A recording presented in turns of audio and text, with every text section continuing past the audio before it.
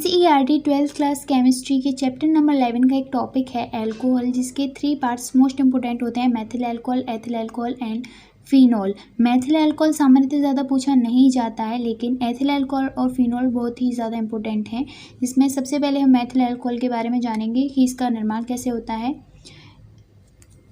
तो सबसे पहले जान लेते हैं ये होता क्या है। इसे हम वुड स्प्रिट या वुड नेफ्था भी कह देते हैं मैथिल अल्कोहल को। तो हम क्वेश्चन में हमारे लिए एक ऑप्शन आ जाएगा, ऑप्शनल क्वेश्चन आ जाएगा, उसमें पूछा जाएगा मैथिल अल्कोहल को और दूसरे नाम से जाना जाता है। आपको ऑप्शंस दिए जाएंगे, बहुत 4 दिए जाएंगे, जिसमें से एक वुड स्प्रिट या वुड नेफ्था होगा। अगर आपने पढ़ा होगा तो आप उसे टिक कर देंगे, ठीक है। नंबर 2 पे आता है इसकी विधियाँ। सामान्य विधियाँ क्या होती हैं। मैथिल एमीन पर नाइट्रस अम्ल की क्रिया द्वारा हम मैथिल अल्कोहल प्राप्त कर सकते हैं। मैथिल एमीन का फॉर्मूला होता है CH3NH2 + HNO2। HNO2 क्या है यहाँ पे, नाइट्रस अम्ल। HNO2 यहाँ पे नाइट्रस अम्ल है, किसके प्रेजेंटेशन में, NaNO2 + HCl के प्रेजेंटेशन में। अगर हम इसकी क्रिया कराएंगे दोनों की तो हमें CH3OH यानी कि मैथिल अल्कोहल, साथ में नाइट्रोजन और जल प्राप्त होता है। जो नंबर 2 की सामान्य विधियाँ है, सामान्य विधियों से बनाने की, ये ज़्यादा इम्पोर्टेंट नहीं है, ये पूछी नहीं जाती है। बट आपको एक फॉर्मूला जो याद रखना है, एसिटिक अम्ल यानी CH3COOH, ये और कैल्शियम एसिटेट, ये दोनों फॉर्मूले आपको इसमें से याद कर लेने हैं, ठीक है। नंबर 3 जो इसकी आधुनिक विधि है, संश्लेषण विधि से भी नाम से जाना जाता है इसे, ये मोस्ट इम्पोर्टेंट है। यहाँ पे देखिए मैंने स्टार भी लगा रखा है, ये आपकी बहुत ज़्यादा इम्पोर्टेंट है। इसके क्या है कि जो कार्बन होता है C, उसकी रिएक्शन जल के साथ कराएंगे तो हमें वाटर गैस, ये जो फॉर्मूला है ना वाटर गैस, ये मोस्ट इंपॉर्टेंट है, इसे ध्यान रखिएगा। आपसे क्वेश्चन में कभी कभार ये भी पूछ लिया जाएगा एग्जाम में, वाटर गैस निर्माण बताइए, वाटर गैस का निर्माण कैसे होता है। तो आपको रिएक्शन लिखनी हो, 1 नंबर में आया हो तो आपको ये लिखना है, ठीक है, ये आपको याद रखनी है, इसलिए ये बहुत ही ज़्यादा इंपॉर्टेंट रिएक्शन है। तो वाटर गैस बन जाता है। फिर वाटर गैस की रिएक्शन यानी COH2 की रिएक्शन फिर से कराएं, किसके प्रेजेंटेशन में, एक तो 200 ATM दाब होना चाहिए, 300 डिग्री सेल्सियस ताप होना चाहिए, और क्यूप्रस ऑक्साइड, जिंक ऑक्साइड और क्रोमियम ऑक्साइड की प्रेजेंटेशन में कराएंगे तो हमें CH3OH यानी वुड नेफ्था बोल सकते हैं प्राप्त होगा, मैथिल अल्कोहल। तो इस रिएक्शन पे आपको फोकस करना है, ठीक है। इसे आप अपनी इम्पोर्टेंट रिएक्शन में नोट कर लीजिए कि ये रिएक्शन आपकी मोस्ट इम्पोर्टेंट है। मैथिल अल्कोहल सिर्फ इतना सा ही टॉपिक है, इसे आप अच्छी तरीके से पढ़ना चाहते हैं तो आप अपनी बुक उठाइए, कोई भी साइड बुक जो आपने लगा रखी है अपने NCERT के अलावा, उसे पढ़िए। उसमें आपको पूरा मैथिल अल्कोहल के बारे में पढ़ा दिया जाएगा, बता दिया जाएगा।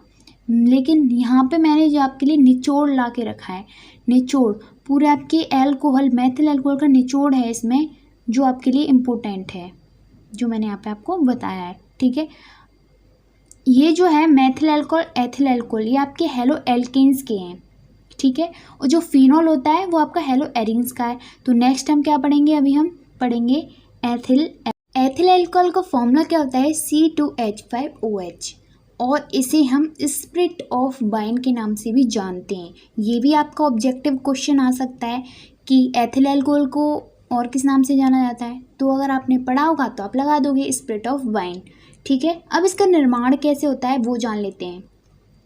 C2H5Br एथिल ब्रोमाइड के क्रिया सोडियम हाइड्रोक्साइड के साथ कराएं। यहाँ पे ये क्या है, टेम्परेचर, हीट दी गई है, तब क्या प्राप्त होगा हमें, एथिल अल्कोहल, साथ में ही सोडियम ब्रोमाइड भी प्राप्त होगा। इससे हमें मतलब नहीं है, प्राप्त क्या कराना है, ये यानी एथिल अल्कोहल। जो हमारा CH3CH यानी एसिटाल्डिहाइड की अभिक्रिया, यदि हम हाइड्रोजन, इसे बोल सकते हैं अपचयन। जहाँ पे आपको अपचयन रिएक्शन आ जाए ना, अपचयन कराना हो किसी के साथ भी, तो हमें यहाँ पे हाइड्रोजन के साथ क्रिया करानी पड़ती है। किसके साथ, हाइड्रोजन के साथ क्रिया। ऑक्सीकरण के लिए ऑक्सीजन के साथ और अपचयन के लिए हाइड्रोजन के साथ, ठीक है। ये आपको ठीक से दिमाग में रख लेना है, रट लेना है, कुछ भी करो करना है, ठीक है। तो अगर हम एसिटाल्डिहाइड की रिएक्शन हाइड्रोजन के साथ कराएंगे, किसकी उपस्थिति में, उत्प्रेरक हैं यहाँ पे आपके PT, पेडिलियम और PT की प्रेजेंट में, तो आएगा क्या हमारा निकल के, C2H5OH यानी एथिल अल्कोहल, ठीक है। ये जो आपकी रिएक्शन है ये वाली नंबर सेकंड की, ये बहुत ज़्यादा इजी है, आप इसे याद रख सकते हैं इसके निर्माण विधि में, ठीक है। नेक्स्ट आती है आपकी एथीन से सीधा जल योजन द्वारा। एथीन का फॉर्मूला क्या होता है? CH2 डबल बॉन्ड CH2, बोल सकते हैं हम C2H4 की जल योजन यानी जल के साथ डायरेक्ट रिएक्शन कराने के बाद हमें C2H5OH प्राप्त हो जाएगा। ये आपका जो H3PO4 है ये आपका फॉस्फोरिक अम्ल H3PO4। इन छोटी छोटी चीज़ों को आपको याद रखना है ताकि एग्ज़ाम टाइम में आप कंफ्यूज ना हो जाएं ये है क्या। और ये रिएक्शन जो है आपकी इम्पोर्टेंट है और इजी भी है। सिर्फ क्या करना है, एथीन का जल योजन करना है, यानी एथीन की हाइड्रोजन के साथ यानी जल के साथ क्रिया करानी है और 70 atm दाब होना चाहिए और 300 डिग्री सेल्सियस ताप होना चाहिए। नेक्स्ट रिएक्शन है आपकी एल्कोहलिक किण्वन यानी किण्वन। ये जो रिएक्शन है आपकी 2 चरणों में कंप्लीट होगी। तो इस रिएक्शन को देखते हैं। इसमें क्या है कि सुक्रोज या बोल सकते हैं माल्टोज या नॉर्मली भाषा में बोल सकते हैं चीनी, शुगर, ठीक है, उसकी रिएक्शन जल के साथ कराएंगे। जो आपका इन्वर्टेज क्या है यहाँ पे? इन्वर्टेज है आपका यहाँ पे उत्प्रेरक। तो उत्प्रेरक के प्रेजेंट में चीनी की क्रिया जल से कराएंगे तो हमें क्या प्राप्त होगा? Glucose C6H12O6। साथ में ही प्राप्त होगा C6H12O6। यानी इन दोनों में डिफरेंट तो बहुत है, एक तो आपका ग्लूकोज है और नंबर सेकंड आपका फ्रक्टोज है, ग्लूकोज एंड फ्रक्टोज। तो ग्लूकोज और फ्रक्टोज प्राप्त हो गया। अभी जो हमारा आया है C6H12O6 यानी ग्लूकोज, फ्रक्टोज कुछ भी बोल सकते हैं। तो इसकी रिएक्शन जब कराएंगे किसके प्रेजेंट में? आपका फिर से वही उत्प्रेरक जाइमेज। पहले क्या था? इन्वर्टेज, अब क्या है? जाइमेज। इसके प्रेजेंट में कराएंगे तो हमें 2 अणु प्राप्त होंगे H2H5OH के। सब में पहले एक अणु प्राप्त हो रहा था, लेकिन इस रिएक्शन को कराने के बाद, ये इंपॉर्टेंट है, यहाँ पे देखिए स्टार लगा हुआ है, इंपॉर्टेंट रिएक्शन है आपकी। एल्कोहलिक किण्वन कराएंगे तो 2 अणु प्राप्त होंगे हमें H2H5OH के, यानी कि एथिल एल्कोहल के 2 अणु, साथ में ही कार्बन डाइऑक्साइड प्राप्त होगी, ठीक है। तो आपका ये टॉपिक भी फिनिश हो गया। अगर आपको इसके बारे में गहनता से अध्ययन करना है तो आप अपनी बुक उठाइए कोई भी, लेकिन यहाँ पे मैंने क्या दिया आपको? निचोड़, इम्पोर्टेंट रिएक्शंस दिए हैं, ठीक है, जिन्हें आपको फोकस करना ही करना है। अगर आपको अल्कोहल रेडी करना है अपने एग्ज़ाम के लिए तो आपको इसे पढ़ना ही पड़ेगा।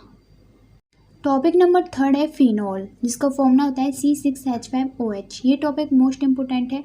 वो जो एथिल अल्कोहल मैथिल अल्कोहल थे वो भी इम्पोर्टेंट थे, वो हेलो एल्किन्स में थे, ये हेलो एरिन्स में है। हेलो एरिन्स यानी बेंजीन के साथ बेंजीन रिंग ज़रूर बनी होगी हेलो एरिन्स में, ठीक है। तो ये हेलो एरिन्स का टॉपिक है, इसलिए ये इम्पोर्टेंट है फिनॉल। तो सबसे पहले जानेंगे फिनॉल के टाइप्स। फिनॉल कितने टाइप का होता है? तो फिनॉल 3 टाइप का होता है। एक होता है मोनोहाइड्रिक फिनॉल, डाईहाइड्रिक फिनॉल और ट्राईहाइड्रिक फिनॉल। तो मोनोहाइड्रिक फिनॉल क्या होता है कि एक बेंजीन रिंग होगी, उसमें एक ही हाइड्रोक्सी समूह होगा, OH लटका होगा, वो आपका मोनोहाइड्रिक फिनॉल होता है। डाईहाइड्रिक फिनॉल क्या होता है कि इसमें 2 OH यानी कि 2 हाइड्रोक्सी समूह आएंगे, वो भी अलग अलग जगहों पे लटके होंगे। देखिए 3 तरीके के दिखाई दे रहे हैं हमें। ये पहला वाला है ऑर्थो हाइड्रोक्सी बेंजीन, यानी ऑर्थो यानी नंबर 1 और 2 पर लटका हुआ है, तो इसलिए बोलते हैं ऑर्थो। 1 और 2 पे कुछ भी चीज़ लटकी होती है। इसके अलावा अगर और कोई भी होता, जैसे COOH होता, CHO होता, तब भी हम उसे ऑर्थो बोलते। क्या बोलते? ऑर्थो। ये सामान्य भाषा में है, सामान्य लैंग्वेज में। अगर हम इसका IUPAC नाम देंगे वो अलग होगा, तो ये किसमें है? सामान्य लैंग्वेज में है। तो ऑर्थो हाइड्रोक्सी बेंजीन यानी नंबर 1 और नंबर 2 पे होगा तो ऑर्थो। एंड इसे दूसरे नाम से भी जाना जाता है कैटिकॉल, ठीक है, कैटिकॉल के नाम से भी जाना जाता है। नंबर सेकंड पे आपका इसे बोलते हैं मेटाडाई हाइड्रोक्सी बेंजीन। अब मेटा क्यों बोला इसे, ये नंबर 1 एंड नंबर 3 पर होगा। कितने पे होगा, नंबर 1 एंड नंबर 3 पे होगा लटका हुआ कोई भी समूह। जैसे यहाँ पे OH लटका हुआ है तो यहाँ पे हमने हाइड्रोक्सी यानी इसका प्रीफिक्स लगाया है तो ये हाइड्रोक्सी। तो ये क्या हो गया, मेटा। डाई क्यों है, क्योंकि दो हैं। यहाँ पे भी आपका डाई आएगा, मैं भूल गई हूँ शायद, यहाँ पे आपका डाई आएगा ऑर्थो डाई हाइड्रोक्सी बेंजीन, और ये Meta di hydroxy benzene. Ortho होता है तो O से नोट कर देते हैं, मेटा होता है तो M से, और पैरा होता है तो P से। इसे सेकंड नाम से जाना जाता है रिसोर्सिसोल, ठीक है, रिसोर्सिनॉल। ये इसका सेकंड नाम है। और नंबर थर्ड है आपका, ये क्या होता है, नंबर 1 और नंबर 4 पे लटका होता है कोई भी समूह, उसे बोलते हैं पैरा। डाई क्यों लगाया है, क्योंकि दो हैं, तो पैरा डाई हाइड्रोक्सी बेंजीन। और इसकी दूसरा नाम है इसका क्यूबेनॉल। और नंबर थर्ड है आपका, जो इसका थर्ड पार्ट है वो है ट्राईहाइड्रिक फिनॉल। इसमें क्या होता है कि 3 OH समूह लटके रहते हैं, यानी आपका ऑर्थोमेटा पे लटके होते हैं, ठीक है, 1 2 3, यानी 3 आपके कोई भी समूह बेंजीन से अगर लटके होंगे वो आपके ट्राईहाइड्रिक फिनॉल में आएंगे, ठीक है। अब हम इसकी निर्माण विधि जानते हैं। इसका निर्माण कैसे होता है, सबसे पहले हम प्रयोगशाला में इसका निर्माण करेंगे।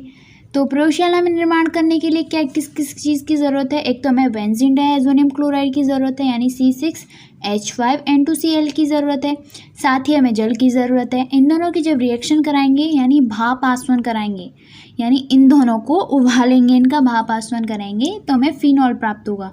क्या प्राप्त होगा, फिनॉल। साथ में नाइट्रोजन और HCl प्राप्त होगा। इनसे तो हमें कुछ करना नहीं है, ज़रूरत किसकी है, फिनॉल की। तो हमें प्रयोगशाला में फिनॉल इस तरीके से प्राप्त हो जाएगा। अब हमें औद्योगिक विधि, प्रयोगशाला में तो यानी लैब में तो हम ऐसे प्राप्त कर सकते हैं, लेकिन हमें ज़्यादा मात्रा में चाहिए, हमें उद्योग यानी फैक्ट्रीज़ में इसको बनाना है। तो कैसे बनेगा, टॉलुएंट से इसका निर्माण होगा। ये जो रिएक्शन है ना टॉलुएंट वाली औद्योगिक विधि, ये इम्पोर्टेंट है, ध्यान रखिएगा। ये टॉलुएंट से क्वेश्चन आ सकता है, टॉलुएंट से फिनॉल का निर्माण बताइए कैसे होगा। तो आपको क्या करना है, टॉलुएंट का फॉर्मूला क्या होता है, C6H5। बेंजीन तो आपका होगा ही, C6H5 तो आपका कंपलसरी है हेलो एरीन्स में, ठीक है। अब टॉलुएंट क्या होता है, ये जो आपका मैथेन समूह है, मैथेन CH3, ये आपका इसके साथ लगा होगा बेंजीन के साथ, तो इसे बोल देते हैं हम टॉलुएंट। टॉलुएंट की रिएक्शन ऑक्सीजन के साथ कराएंगे, किसके प्रेजेंटेशन में, मैग्नीशियम क्लोराइड और कॉपर क्लोराइड के प्रेजेंट में। तो हमारा क्या बनेगा, फिनॉल, कार्बन डाइऑक्साइड और जल, ठीक है। अब हम इसकी जान लेते हैं प्रॉपर्टीज़ क्या क्या होती हैं। प्रॉपर्टीज़ होती हैं इसकी, जो रासायनिक गुण होते हैं, रासायनिक गुण होते हैं इसके। अगर ये जो आपका फिनॉल है ये सक्रिय धातुओं से रिएक्शन करेगा तो क्या क्या बनाएगा, ठीक है। तो हमने सबसे पहले सोडियम ले लिया है, सोडियम सक्रिय धातु है, जानते हैं आप। जो आपका आवर्त सारणी का पहला समूह होता है, उसके जो सारे धातुएं हैं वैसे तो वो सारी की सारी सक्रिय हैं, यानी बहुत जल्दी रिएक्शन कर जाती हैं, वो हैं।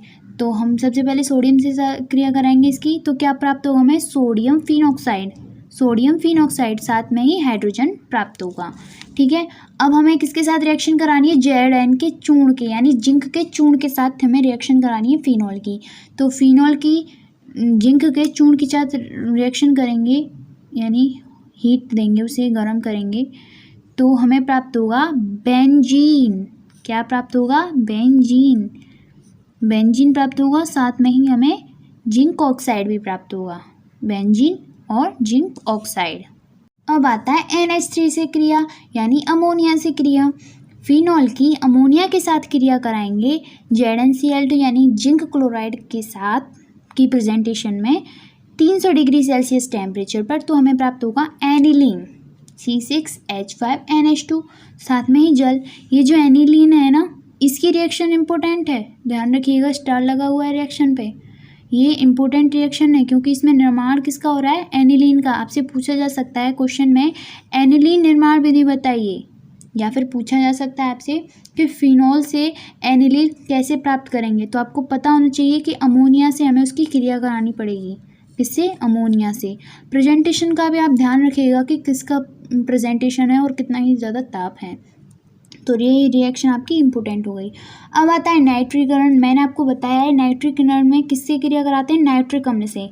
ये आपको ध्यान में रख लेना है। आपको जहाँ भी नाइट्रीकरण, तब आपको रिएक्शन किससे कराना है, नाइट्रिक अम्ल से। तो फिनॉल की नाइट्रिक अम्ल से जब क्रिया कराएंगे किसकी प्रेजेंटेशन में, H2SO4 यानी सल्फ्यूरिक अम्ल के प्रेजेंट में, तो क्या निकलेगा, 3 अणु तो आपके जल के निकल जाएंगे। जहाँ पे ये माइनस लगा होता है ना, तो समझ लीजिए इस रिएक्शन में बनने वाला उत्पाद है ये, ठीक है, क्या है, उत्पाद है। तो 3 अणु तो आपके जल के निकल जाएंगे। साथ में ही आपको प्राप्त होगा पिक्रिक अम्ल। क्या, पिक्रिक अम्ल। मैंने कहा था ना इम्पोर्टेंट रिएक्शन है, इसका फॉर्मूला भी इम्पोर्टेंट है पिक्रिक अम्ल का, ये आपको ध्यान में रखना है। पिक्रिक अम्ल का फॉर्मूला क्या है कि आपके 3 तो आपके नाइट्रोजन ऑक्साइड के अणु होंगे और एक आपका फिनॉल है ना, OH हाइड्रोक्साइड के आपको यहाँ पे एक अणु मिलेगा और 3 अणु आपके होंगे नाइट्रोजन ऑक्साइड के। ये आपको फॉर्मूला ध्यान में रखना है, इसका स्ट्रक्चर ध्यान में रखना है। इसे हम सामान्य भाषा में या फिर पिक्रिक अम्ल बोलते हैं, और जो इसका IUPAC नाम होता है वो होता है 2,4,6 ट्राई नाइट्रोफेनिल। फेनिल या तो फिनॉल बोल सकते हैं, फेनिल, कुछ भी बोल लीजिए, बात एक ही है। तो ये आपकी इम्पोर्टेंट रिएक्शंस हो गई, कौन सी, NH3 और नाइट्रीकरण। NH3 से रिएक्शन और नाइट्रीकरण, क्योंकि NH3 से करा रहे थे जब फिनॉल की रिएक्शन तो एनिलीन प्राप्त हो रहा था, और जब इसका नाइट्रीकरण करा रहे हैं यानी नाइट्रिक अम्ल से करा रहे हैं तो हमें पिक्रिक अम्ल प्राप्त हो रहा है, पिक्रिक एसिड प्राप्त हो रहा है, ठीक है, ये आपको ध्यान में रखना है।